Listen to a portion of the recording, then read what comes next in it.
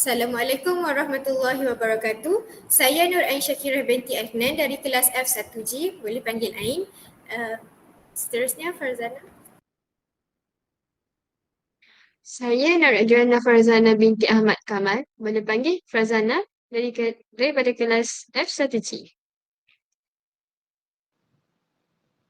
Nama saya pula Ain Madiah binti Ahmad Rusli dan dari kelas F1G.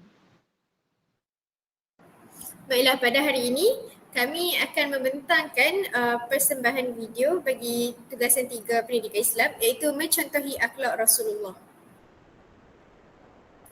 Ini merupakan perbincangan kami, iaitu pengenalan latar belakang Rasulullah sallallahu alaihi wasallam, definisi sunnah, contoh sunnah Rasulullah sallallahu alaihi wasallam dan juga kesimpulan.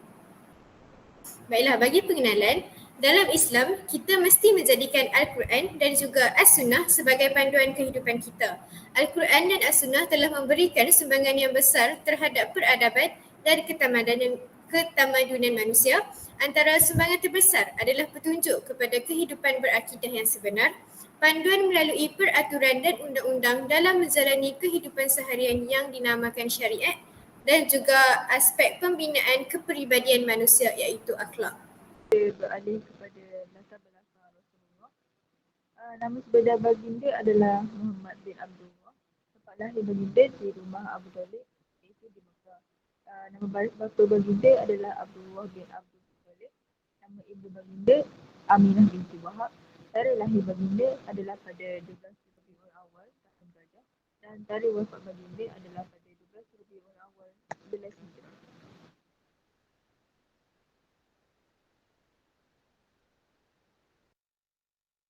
Bagi definisi sunnah pula, yang bermaksud setiap perkara yang disandarkan kepada Rasulullah SAW sama ada ia berbentuk percakapan, perbuatan ataupun persetujuan, ikrar daripada Nabi SAW. Pada video kali ini kita akan melihat contoh-contoh akhlak Rasulullah yang di antaranya adalah sabar, menjaga tutur kata, sentiasa bersangka baik, menghormati jiran, murah dengan senyuman, pemaaf, tawaduk, sentiasa bersyukur dan istiqamah. Baiklah, bagi contoh akhlak Rasulullah yang pertama ialah sabar.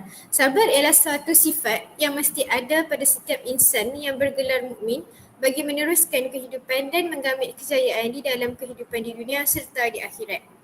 Allah telah menurunkan Rasulullah untuk menyampaikan risalah yang terakhir dan sebagai contoh ikutan terbaik kepada kita umat manusia, iaitu umat yang paling ramai sekali dari Nabi-Nabi dan Rasul-Rasul yang lain, yakni diturunkan kepada seluruh umatnya sehingga hari kiamat. Akan tetapi, jika manusia tidak mempunyai sifat sabar, maka kehidupan akan pecah kaca dan porak-porandalah dunia kerana manusia telah ditelan oleh sifat amarah dan didorong oleh hawa nafsu di dalam setiap perbuatannya. Jelaslah di sini bahawa sifat sabar ini sangat penting dalam kehidupan manusia. Jadi, remaja harus sabar dalam sesuatu ujian dan ketentuan Allah yang menyakitkan. Hal ini kerana Rasulullah SAW sentiasa diduga.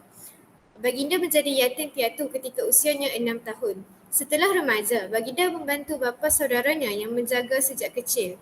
Namun, baginda menghadapi tantangan yang hebat bukan sahaja daripada masyarakat Arab, tetapi juga daripada bapa saudara sendiri, iaitu Abu Lahab. Dugaan yang dihadapi baginda berlanjutan dalam peperangan yang disertainya bagi mempertahankan akidah umat Islam. Bagi cara untuk remaja, terutamanya remaja, sebagai contoh, pelajar harus tenang dan sabar ketika belajar walaupun sukar memahami ilmu yang disampaikan oleh guru atau pensyarah. Cara yang kedua pula ialah remaja harus redha dengan segala ketentuan dalam kehidupan agar dapat memupuk sifat sabar seperti mana yang Rasulullah telah pupuk dalam dirinya sendiri. Dan cara yang ketiga ialah sentiasa bersabar dengan rakan ketika berlaku salah faham seperti tidak bermasa muka antara satu sama lain. Perkara ini jelas dalam firman Allah Subhanahu Wa Taala yang bermaksud, dan sungguh akan kami berikan ujian kepadamu dengan sedikit ketakutan, kelaparan, kekurangan, harta, jiwa dan buah-buahan. Dan berikanlah berita gembira kepada orang-orang yang sabar. dari surah Al-Baqarah ayat 155. Maka di sini dapat simpulkan bahawa sabar merupakan sifat yang paling penting yang harus dipupuk terutamanya dalam diri remaja kerana apa yang kita akan dapat jika kita sabar adalah lebih daripada itu lagi.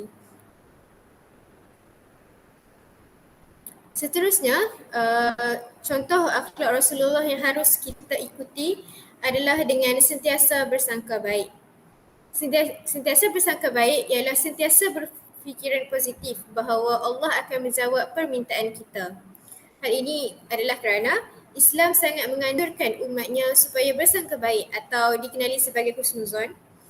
Kelebihan sifat terpuji itu antara lain mampu melampangkan dada dan menjernihkan minda dengan terhindarnya daripada perasaan sakit hati, dengki atau memikirkan perkara lain yang bukan-bukan. Ini adalah kisah Rasulullah SAW yang bersangka baik. Okey, baiklah. Rasulullah terpaksa berhadapan dengan suasana yang cukup kritikal ketika baginda pergi ke perkampungan Taif untuk mencari tempat baharu yang lebih selesa dalam misi dakwah Islam. Masyarakat Taif bukan sekadar menghalau, malah sampai ke tahap mengejek dan membaling batu hingga baginda SAW cedera. Namun begitu, baginda SAW tidak cepat melontarkan rungutan dan membuat persepsi negatif terhadap sikap masyarakat Taif. Sebaliknya, baginda memohon kepada Allah agar keturunan mereka akan menerima Islam. Maka apa yang Rasulullah lakukan ialah baginda berdoa dan harapan baginda SAW bermunajat kepada Allah terhadap masyarakat Taif itu dengan kata-kata ataupun doa, Ya Allah, ampunkan kaumku kerana mereka tidak tahu. Aku mengharapkan agar zuriat mereka kelak akan beriman dengan seruanku. Cara untuk kita umat Islam sendiri ataupun para remaja untuk sentiasa bersangka baik adalah dengan mengingatkan diri kita sendiri bahawa ada lagi orang lain yang lebih baik. Yang kedua, mengadakan maksud yang baik di sebalik kata-kata orang lain ataupun sentiasa bersifat husnuzon. Dan yang ketiga ialah tidak mengandaikan niat orang lain ataupun dalam kata lain tidak menganggap seseorang itu ataupun kata-kata seseorang itu buruk. Perkara ini jelas dalam firman Allah Subhanahu Wa Taala dari surah Al-Hujurat ayat 12. Wahai orang yang beriman, jauhilah kebanyakan daripada sangkaan kerana sesungguhnya sebahagian daripada sangkaan itu ialah dosa. Maksudnya di sini ialah sebahagian daripada sangkaan itu ialah dosa, bermaksud sangkaan buruk, bukannya sangkaan baik.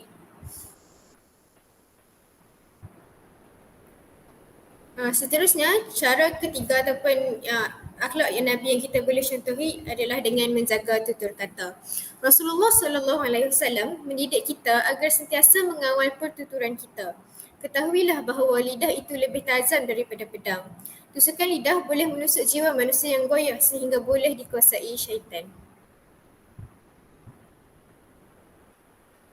Menjaga tutur kata dari Jabir bin Abdullah radhiyallahu anhu, beliau berkata, apabila Rasulullah SAW berkhutbah, kedua-dua matanya merah, suaranya lantang atau penyaring dan semangatnya bangkit bagai seseorang panglima perang yang memperingatkan tentang kedatangan musuh yang ingin memerangi umat Islam pada ketika pagi atau petangnya. Hadis ini daripada hadis riwayat Muslim dan Ibnu Majah. Kemudian, namun jika di rumah Rasulullah SAW merupakan suami yang begitu penyayang dan berlembut dengan isteri-isteri dan anak-anak baginda. Maksudnya di sini Rasulullah SAW sangat menjaga tutur kata terutamanya di hadapan keluarganya sendiri. Baiklah, cara untuk kita mempraktikkan amalan ini adalah dengan setiap hari kita akan menuturkan kata-kata sesama manusia.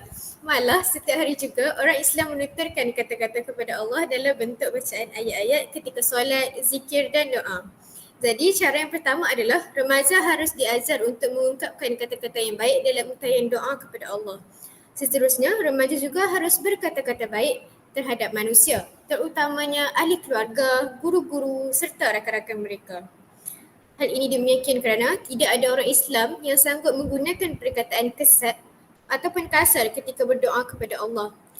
Islam mendidik umatnya agar menggunakan kata-kata yang baik ketika berkomunikasi. terdapat hadis yang mengatakan tentang menjaga tutur kata daripada hadis riwayat Muslim. Muslim adalah saudara bagi Muslim yang lain. Dia tidak menzalimi saudaranya, tidak mengabaikannya, tidak mendustakannya dan tidak menghinanya. Jelaslah di sini bahawa kita harus menjaga tutur kata antara satu sama lain agar tidak terguris perasaan. Bagi menghormati jiran pula, kita perlulah sebagai remaja, kita perlulah melayan jiran dengan baik walaupun jiran kita bukan Islam. Kemudian, Rasulullah SAW meminta tetamu memberi salam di sisi pintu supaya tidak ternampak aib di dalam rumah. Kemudian, Rasulullah SAW menyuruh Abu Zar memperbanyakkan kuah ketika memasak untuk diberikan kepada jiran.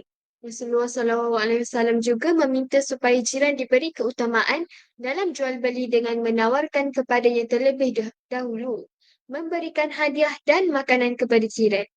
Jiran, dari segi bahasa, orang yang berada di sekeliling. Dari segi istilah pula, orang yang tinggal berdekatan sehingga 40 buah rumah dari setiap penjuru. Yang bermaksud kanan 40 buah rumah, kiri 40, depan 40, belakang 40. Jiran tetangga adalah orang yang tinggal berdekatan dengan kita. Di dalam Islam, jiran terbahagi kepada 3 jenis, iaitu jiran 3 hak, jiran 2 hak dan jiran 1 hak. Nabi SAW telah menyatakan dalam hadisnya bahawa jiran tetangga itu ada 3 jenis. Yang pertama, tetangga Muslim yang ada hubungan keluarga baginya. Maka dia mendapat hak sebagai tetangga, hak sebagai seorang Muslim dan hak sebagai keluarga. Yang kedua pula, tetangga Muslim. Baginya mendapat hak sebagai tetangga dan hak sebagai seorang Islam. Ketiga, tetangga kafir. Maka baginya mendapat hak sebagai tetangga kerana dia bukan Muslim. Menghormati jiran dalam dalil daripada Abi Shurairah radhiyallahu anha bahawa Rasulullah SAW bersabda, yang bermaksud, barang siapa yang beriman kepada Allah dan hari akhirat, maka hendaklah dia berbuat baik kepada jirannya. So, jadi maksudnya di sini, kita mestilah berbuat baik kepada jiran dan jagalah aib jiran-jiran kita. Yang seterusnya, murah dengan senyuman. Hadis riwayat Tirmizi yang bermaksud, senyummu di depan saudaramu adalah sedekah bagimu. Senyum ini banyak manfaatnya. Oleh itu, kita sebagai remaja, cuba untuk mengukirkan senyuman walaupun kita menghadapi hari-hari yang buruk. Contohnya, apabila kita berjumpa dengan rakan-rakan, guru-guru ataupun orang yang tidak dikenali. Kalau rasa susah untuk bertegur sapa, kita boleh mulakan hari kita dengan senyuman. Mungkin orang yang kita senyum itu, orang yang telah disenyum oleh kita, menghadapi masalah ataupun hari yang buruk. Tapi bila kita memberikan senyuman kepada mereka, mereka akan rasa dihargai walaupun sedikit perlakuan baik daripada kita. Kebaikan senyuman ni dari segi saintifik dapat membunuh tumor. Apabila kita senyum, sel pembunuh tumor dan virus semula jadi dalam badan akan bertambah selaras dengan pertambahan gamma interferon protein melawan penyakit. Sel T yang penting untuk sistem pertahanan badan dan sel B yang menghasilkan antibodi untuk melawan penyakit. Jadi, senyum. Kemudian, bagi sifat pemaaf. Dari segi bahasa, melepaskan atau membebaskan. Dari segi istilah, melepaskan seseorang daripada kesalahan dan membebaskan daripada hukuman. Maknanya, sebagai remaja, kita mestilah mempunyai sifat pemaaf. Mungkin ada sesetengah orang akan menganggap macam, oh, kita bukan Rasulullah. Kenapa kita perlu menjadi pemaaf seperti Rasulullah?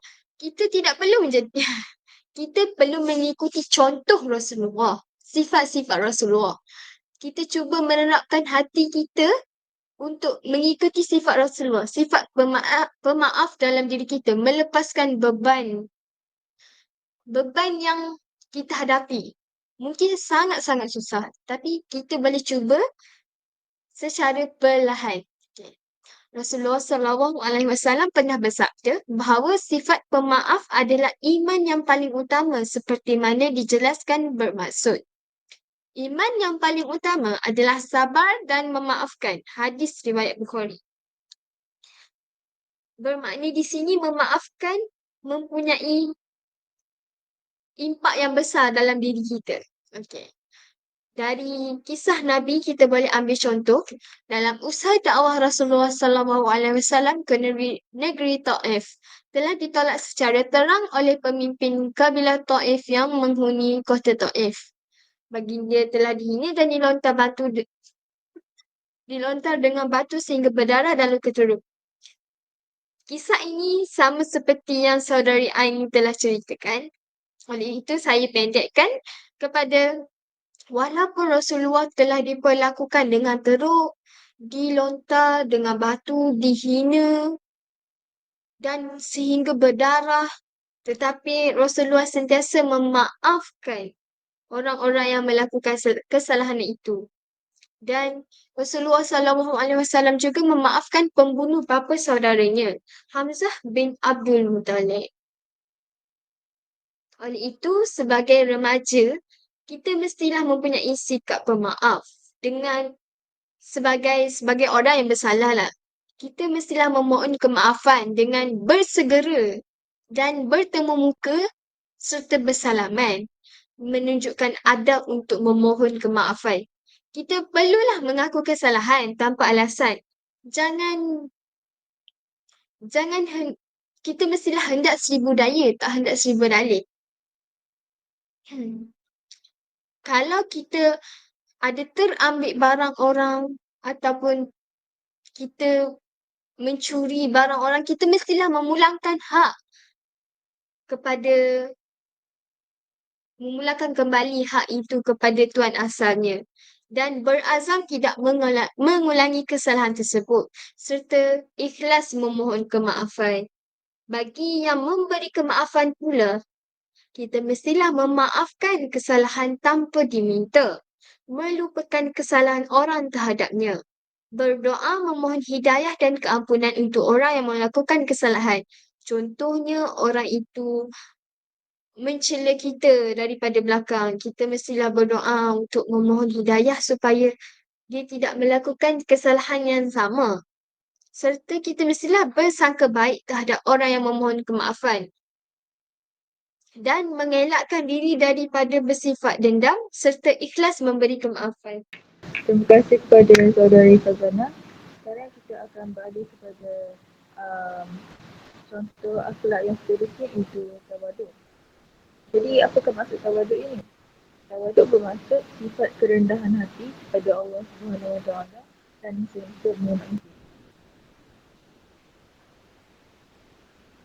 Dalil yang dapat saya berikan di sini adalah Abu Hurairah radhiyallahu anhu meriwayatkan bahawa Rasulullah SAW bersabda dan bermaksud, dan tidaklah seseorang merendahkan diri kepada Allah SWT melainkan Allah sendiri akan mengangkat darjatnya, iaitu riwayat Muslim. Yang kedua adalah Iyad bin Ahmad radhiyallahu anhu meriwayatkan bahawa Rasulullah bersabda, sesungguhnya Allah SWT telah menghayukan kepadaku agar bersifat tawaduk. Janganlah seseorang antara kamu bersifat sombong dan berbuat zalim kepada yang lain. Riwayat Muslim.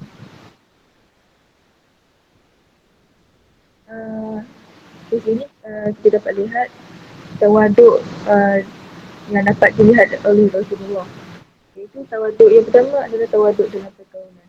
Rasulullah SAW menunjukkan sifat tawaduk ketika bergaul, terutamanya dengan kanak-kanak. Walaupun mempunyai kedudukan yang mulia, baginda tidak sombong dengan kedudukannya. Sebaliknya, baginda menghormati dan menyayangi kanak-kanak dan baginda tidak bersikap lemah lembut dan menunjukkan kasih sayang terhadap mereka. Anas bin Malik radhiyallahu anhu meriwayatkan bahawa Rasulullah SAW sentiasa menyantuni kanak-kanak dengan mendahulukan ucapan salam ketika merupakan bertemu dan membelai rambut mereka dengan perasaan kasih. Riwayat Bukhari. Seterusnya adalah tawaduk dalam kehidupan rumah tangga. Rasulullah menunjukkan sifat tawaduk ketika bersama-sama dengan keluarga. Baginda bersama-sama membantu isteri, melayani keluarga dan menguruskan rumah tangga. Urwah bin Zubair radhiyallahu anhu berkata, seseorang bertanya kepada Sayyidatina Aisyah radhiyallahu anhu, adakah Rasulullah sallallahu alaihi wasallam bekerja di dalam rumah baginda? Lalu Sayyidatina Aisyah menjawab, Rasulullah menampal selipar, menjahit pakaian dan melaksanakan tanggungjawab dalam rumah tangga seperti mana yang dilakukan oleh orang.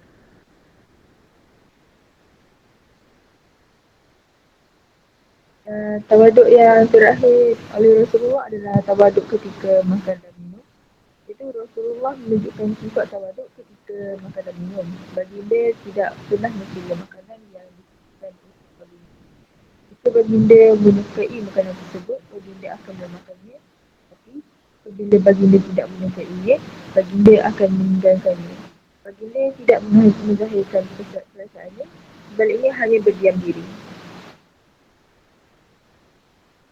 Jadi cara untuk bertawaduk ini dapat kita lihat ada beberapa. Contohnya kita ingat bahawa Allah adalah yang paling berkuasa dalam kehidupan seharian yang serba pantas dan bersimpan antara tugas ke tugas lain tidak dilakukan agak mencabar untuk kita menghormati Allah dan meyakini bahawa Allah berkuasa dalam setiap aspek hidup.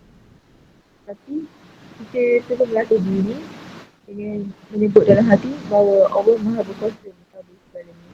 Yang kedua adalah mohon petunjuk melalui doa dan juga sumber ilmu yang tepat. Doa adalah petunjuk bagi orang Islam. Jadi lazimilah doa setiap masa dan minta petunjuk daripada Allah agar sentiasa dipandu ke jalan kebaikan. Dan itu juga kita boleh menunjuk sumber ilmu agama yang benar untuk amalan-amalan kebaikan diri.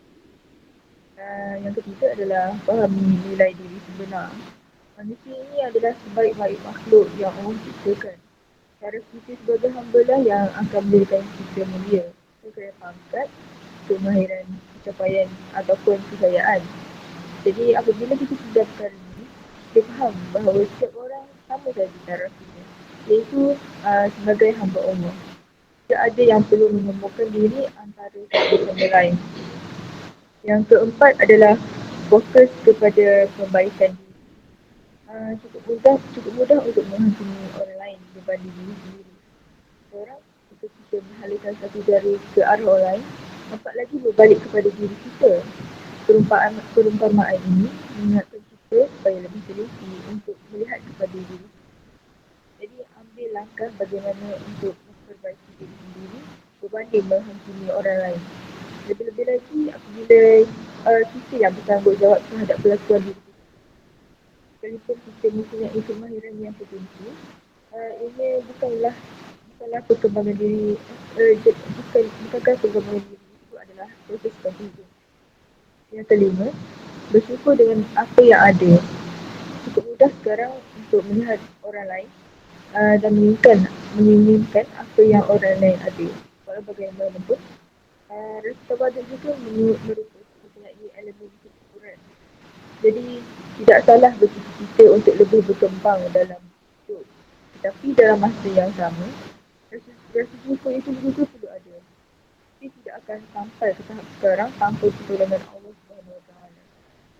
Dan yang terakhir sekali adalah ingat pada kematian dan banyakkan istighfar. Mengingati mati akan menghapuskan kelezatan dunia. Dalam kita menempuh hari-hari sibuk, carilah ingatan kepada kematian. Agar kita sedar bahawa kehidupan di dunia secara sahaja. Orang yang mengingati mati tidak akan berasa bangga diri kerana sedar bahawa semuanya akan ada tarikh luputnya dan akan hilang. Rasa tawaduk atau rendah hati tidak akan membuatkan kita kekurangan apa-apa. Orang yang rendah diri secara tidak langsung akan disegani dan akan dihormati. Dan orang yang terbentuk tahu siapa dirinya dan menerima kekurangan serta kelebihan diri. Dan juga tidak akan berlebihan dalam bersikap. Jadi semoga kita dapat menumbuhkan sikap tawadu itu dalam diri kita.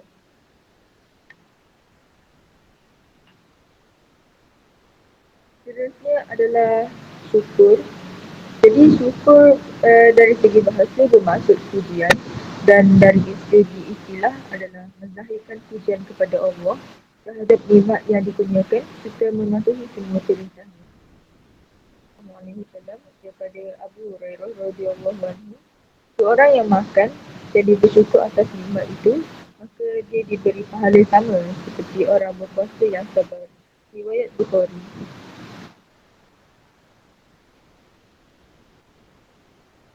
Jadi terdapat beberapa perkara cara Rasulullah bersyukur. Sebenarnya adalah bukti yang menilai sebagai tanda bersyukur. Baginda SAW solat malam hingga kedua-dua kakinya bengkak.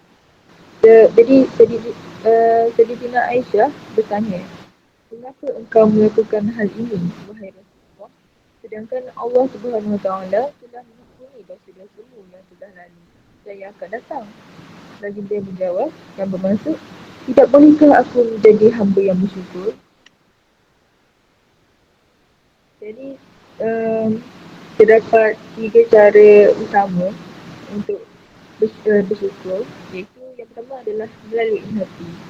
Melalui hati, kita boleh yakin bahawa nikmat yang disyukur adalah daripada Allah Subhanahu Wa Taala. Kedua, ingat dan memuji Allah. Ketiga, bersangka baik dengan Allah. Dan yang keempat, meningkatkan ketakwaan kepada Allah.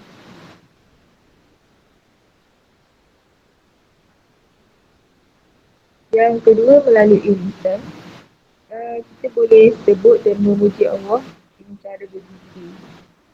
Seterusnya kita boleh berdoa agar Allah menurunkan sifat syukur dalam diri kita, menghapuskan terima kasih kepada manusia, serta bercakap perkara-perkara yang baik.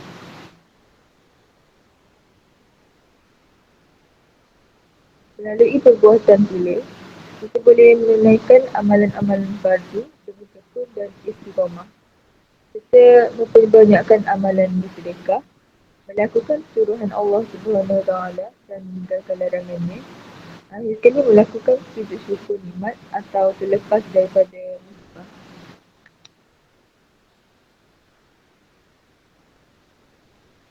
Di sini saya akan menjelaskan lagi cara untuk bersyukur. Yang pertama adalah dengan selalu mengingat Allah dalam hati. Maha mengetahui apa yang dilakukan dan ini diinginkan oleh umatnya. Jadi salah satu cara bersyukur kepada Allah adalah dengan sentiasa mengingati janji yang telah Allah berikan. Yang ketiga adalah menjauhi penyakit hati. Penyakit-penyakit yang muncul dalam hati dapat membuatkan seorang Muslim menjadi tidak bersyukur dan terpuruk akan nikmat yang Allah limpahkan serta berikan kepada umat. Yang keempat adalah mengingat akibat jika berpaling daripada Allah. Dengan mengucapkan rasa syukur lewat ucapan atau lisan, dia boleh membentuk kita untuk terusnya bersyukur kepada Allah. Dan yang terakhir sekali adalah meningkatkan ketakwaan. Bersyukur ni tidak hanya melalui hati atau lisan saja, namun boleh melalui perbuatan kita juga. Semua bermaksud ketaatan yang berterusan dalam melaksanakan suruhan Allah Subhanahu Wa Taala dan jauhi larangannya. Meriwayatkan bahawa beliau bertanya kepada Rasulullah SAW yang bermaksud, "Wahai Rasulullah, katakanlah kepadaku satu perkataan yang berkaitan tentang Islam yang aku tidak perlu bertanya kepada orang lain." Baginda berkata, "Ucapkanlah, aku beriman dengan Allah Subhanahu Wa Taala, kemudian beristiqamahlah kamu." Rasulullah beristiqamah dalam ibadah. Baginda tidak jemu memohon keampunan daripada Allah SWT walaupun baginda seorang yang maksum. Abu Hurairah radhiyallahu anhu mengatakan bahawa beliau mendengar Rasulullah SAW bersabda, "Demi Allah Subhanahu Wa Taala, sesungguhnya aku beristighfar dan bertaubat kepada Allah Subhanahu Wa Taala lebih dari 70 kali setiap hari."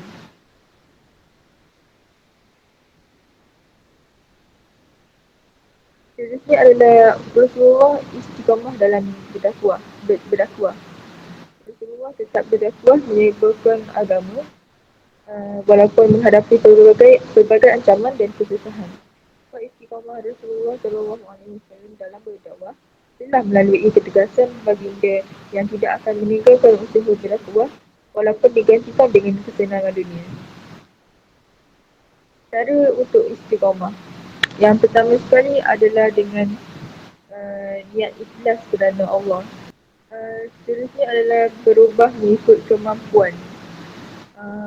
Maksudnya melakukan sesuatu amalan yang baik sudah pasti akan diberikan ganjaran yang hebat daripada Allah.